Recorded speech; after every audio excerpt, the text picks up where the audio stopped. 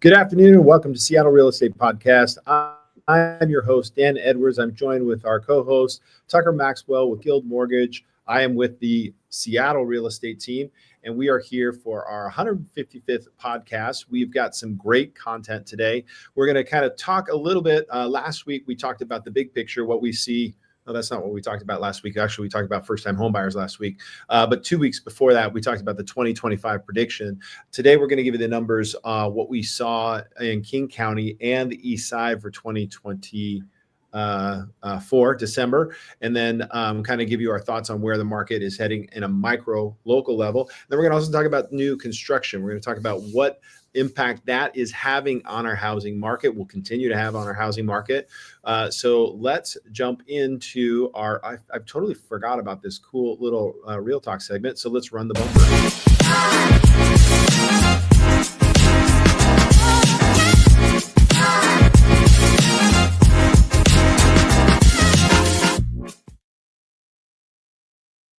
All right, very cool. And then I have this cool little layout where we're kind of off to the side. So, hey, Tucker, how you doing today? Great, Dan. How are you? I'm doing pretty good. Well, let's dive into our King County breakouts for December of 2024.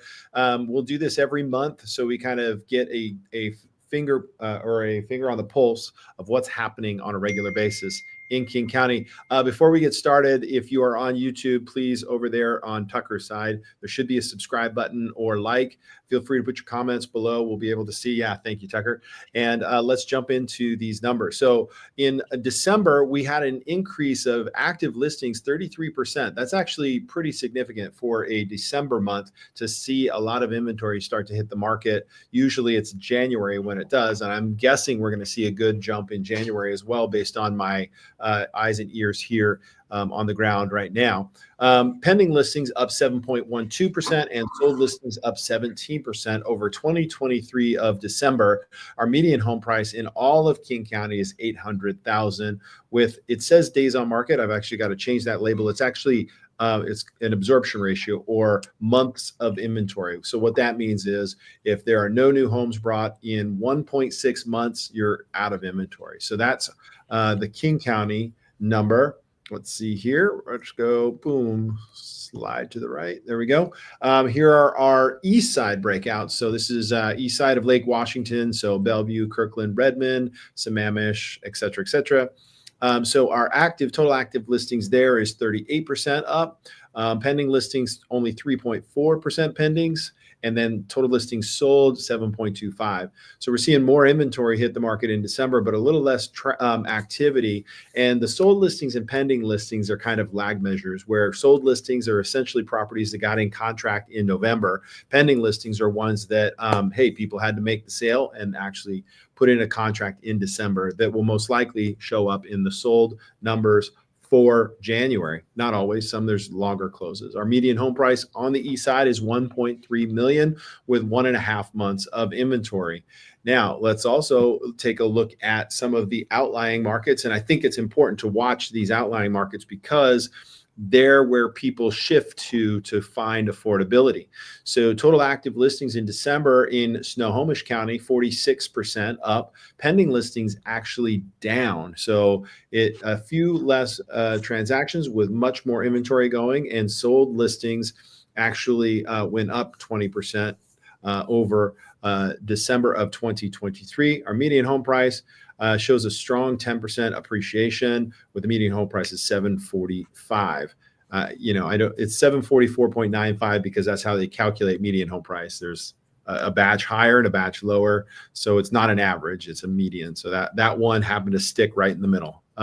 So 1.09 days on market, and that's with an increase of 46% of inventory. So Snohomish County is pretty hot right now, and the reason why I say it's an outlier is you're taking a look at people that are moving or relocating or upsizing. Maybe they're moving up and they found that they can't quite get everything they want if they stay in King County. So maybe they're in Woodinville, maybe they're in Redmond or parts of Kirkland, and they're thinking, wow, look at what happens when I go up to Snohomish.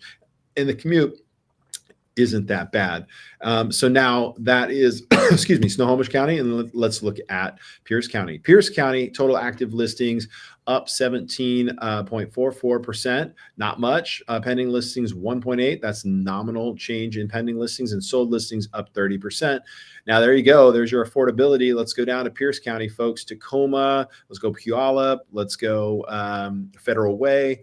Well, actually, Federal Way is King County, but if you get south like Edgewood, that's Pierce County. I'm not sure. I just don't go down there that much. Sorry. So I'm not sure where the line is, but it's right around there. So that's your median home price of $550.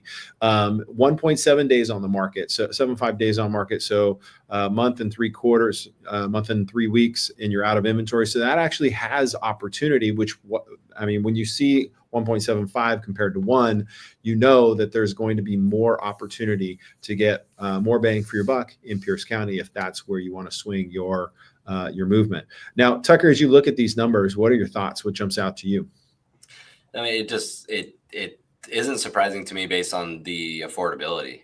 King County is really pushing the difficulty to qualify up, and so people are recognizing they can get more square footage and get in with a more manageable payment in the surrounding areas, so they're moving further out. Yeah, definitely. That's what we're seeing.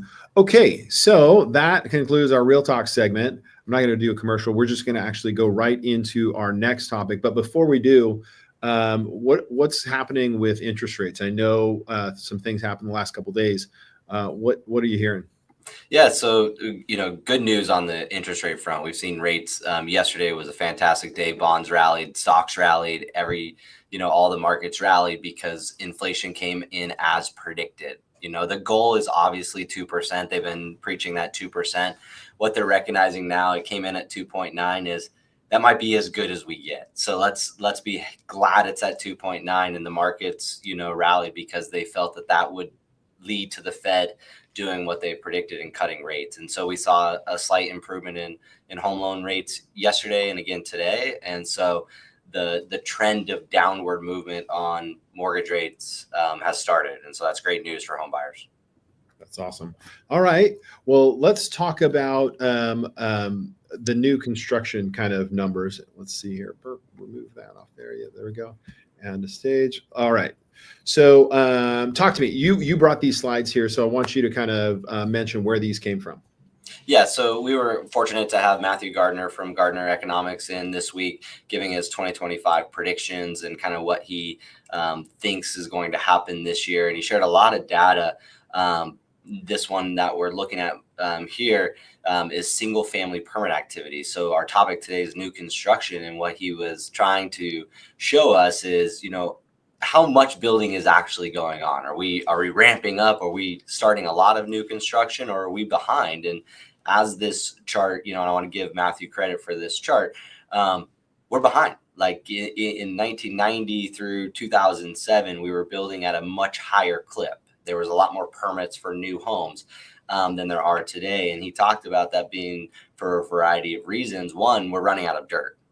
Just in the greater Seattle area. He talked about the Issaquah Highlands and the Renton Highlands and these areas. We're running out of those areas. So you do have some land out towards Black Diamond. Woodinville, you mentioned, there are some land opportunities out there, but King County specifically, there's just not a whole lot of land. And so most of the projects are infill projects that are probably going to happen, but they're in line for permitting or so forth. So this just shows you that we aren't building fast enough.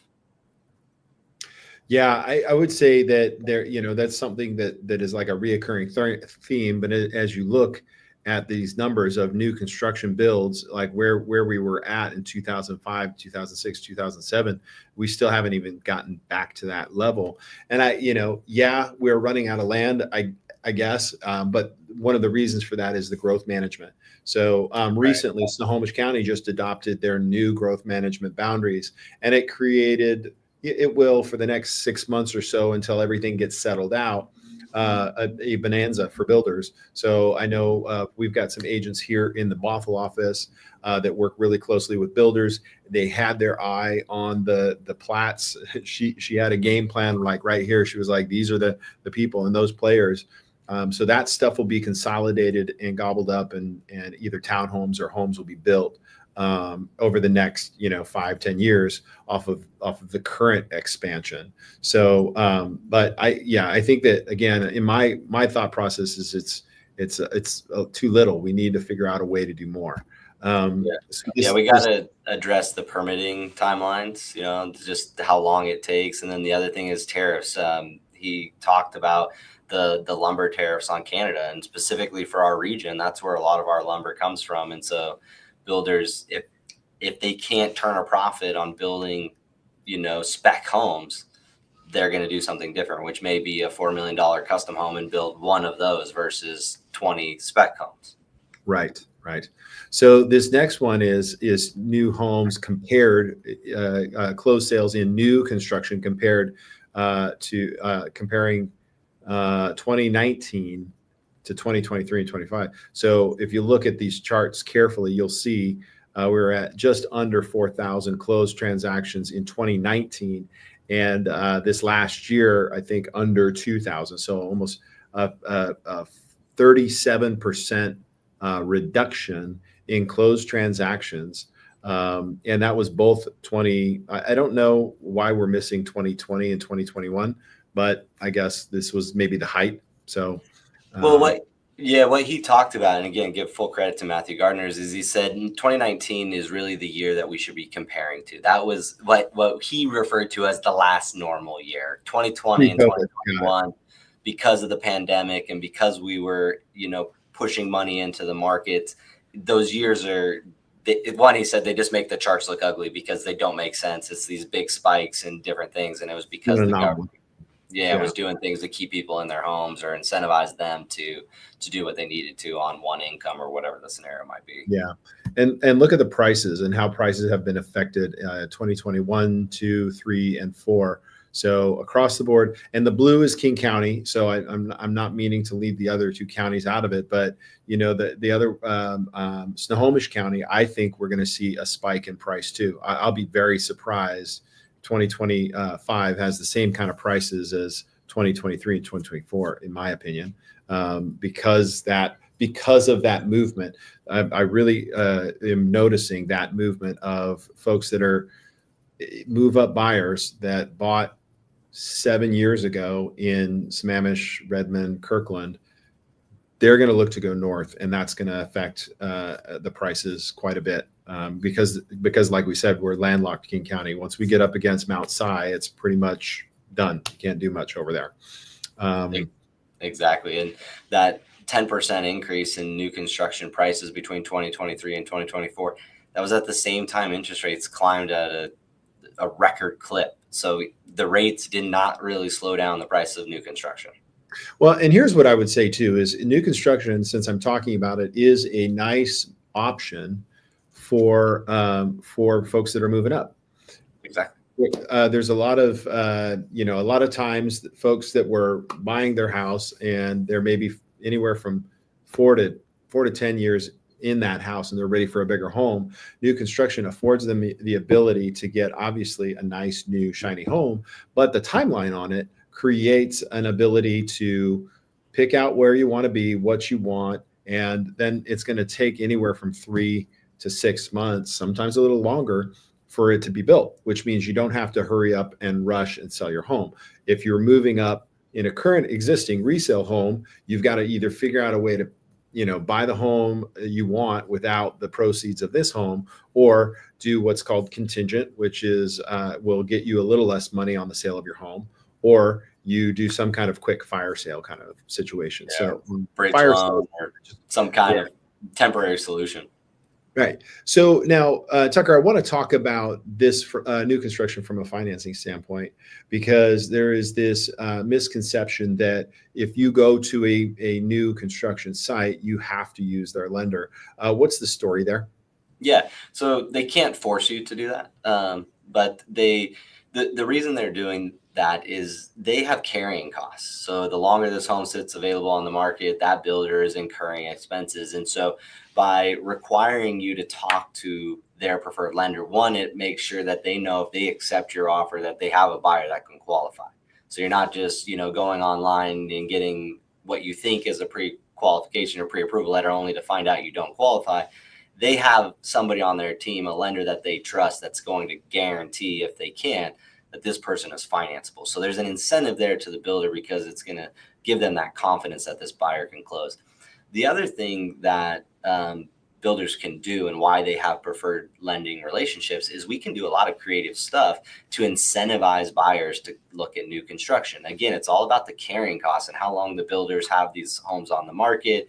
They're also restricted on how many new homes they can start before their existing inventory sells. So there's this urgency with builders to make sure as the homes are completed, they're being sold and they can move on to the next one. And so by working with a preferred lender, they can do things to offer lower interest rates and those contributions. So you'll probably see that on a lot of new construction where they're advertising a rate that looks too good to be true. It's not actually too good to be true. They have the ability to buy down the rate on a block of funds and say, okay, for this new development, the entire neighborhood, we're going to offer this incentive. Maybe it's a 2-1 buy down, a temporary buy down for the first 2 years, or maybe it's a rate that's a percentage below the market value. And those contributions don't impact their sale price, which is extremely important to the builder. They want to maintain that price because they want to sell the future homes at that price. The minute they discount one of those, we now have a comparable sell at a lower price, and it impacts the ability to sell future homes. So a lot of incentives are reasons why a builder would want to have a preferred lending relationship and try to drive potential buyers to that lender. Yeah. So what I would say is that, as you're talking about, builder incentives and all those things, is when you show up at a site, you need to know that you are an unrepresented buyer. That means the person you're talking to can tell their client, the seller, anything that they want to about your financial situation. So, to start with, you should definitely sit down with a real estate agent and get a game plan prior to going to those sites. Many of the sites are already going to be paying your agent commission, not all of them, but many of them. And it is in your best interest to have a experienced agent who knows the different builders and can kind of walk you through the incentives to see what really makes sense for you in the way of incentives. And that's just the right thing to do from a representation standpoint. So yeah, it's such a great point. I stress that over and over again with new construction is you want to have an agent that represents you. What we're also seeing in these builders, they potentially owned the lending company. They also might own the title and escrow company that is closing the transaction. So if you don't have any representation, you have 3 parties that are all tied to that seller and no one looking out for your best interest. And so you don't know if you're getting, is this credit actually a credit, or are they upcharging on your upgrades and then giving you this credit, or if this is a legitimate credit. So the other thing is you want to inspect these homes, and I'll leave it to you. I was going to say that. Yeah. Yeah. Go ahead. Yeah. Talk about that. No, I'm just going to say the inspecting of homes is big. As a matter of fact, we did that with a client this last year, and turns out there wasn't any insulation in the roof. And, while it's not like it was an overt thing, that wasn't the plan to not put insulation in there, but, they're moving so fast right now. They're trying to build these as quick as they can. And some subcontractor either forgot to do it there or whatever the intentional was. But, there's all kinds of things that can go wrong in new builds. And they do always give you the option to inspect so that you can do it. It's going to be a little different than a resale. They're not going to allow you the ability to terminate based on inspection, but they are going to give you the ability to have all of the things that are required to be repaired. And what I mean by that is they're going to build it to code, not to your personal preference. So, if you don't like the way something is, that would be something you would dispute, but it doesn't give you the ability to cancel or reject. So paying careful attention to exactly how the contract is written is always an important thing, but specifically when it comes to inspections, how they're handled is a little different than a standard resale inspection. Exactly. Yeah. It's just another reason to bring your own representation on the buy side. So would you be able to keep a builder honest with regards to interest rates and credits? If somebody is kind of comparing, are you able to help them in that regard? Absolutely. Yeah. We want to look at those closing disclosures or loan estimates and see exactly what they are. Sometimes what we see is that the starting interest rate is much higher than market. And so they're giving you this large credit, but they're only giving you to basically market. So it's not really, you know, a major deal versus there's other times when I review it and I say this is a fantastic deal. There was a development of townhomes down south, King County, Pierce County border, beautiful townhomes, and they were offering an outstanding like 5.99% interest rate. Um, it was a great deal, and so we will be the first to say, hey, that builder has done it the right way. This is an amazing deal. We recommend you use their financing, but of course, have your own team review it, your own lender, and an honest lender is going to tell you, hey, we can't beat that. That's what you should do. Awesome. Cool. Well, anything else our buyers should know if they're considering new construction? I would say that you have the ability to do loans for custom construction. So if you're not seeing what you want, we have the ability to do a 5% down construction loan where it's a short-term loan for the build, and then it converts to a fixed, 15 or 30-year mortgage once the home is completed. So it's not out of the realm. If custom construction is something that you might be interested in, talk to us and we might be able to help you find land, bring your own builder, and get some of these same incentives that we've talked about through our one-time closed construction programs. Yeah, and I'm sorry we didn't even talk about other options, but yeah, identifying. And I will say this, I think one of the best things to do is to find something that isn't just right and utilize some of the new construction loans that you guys have available or rehab loans that are available. Yep.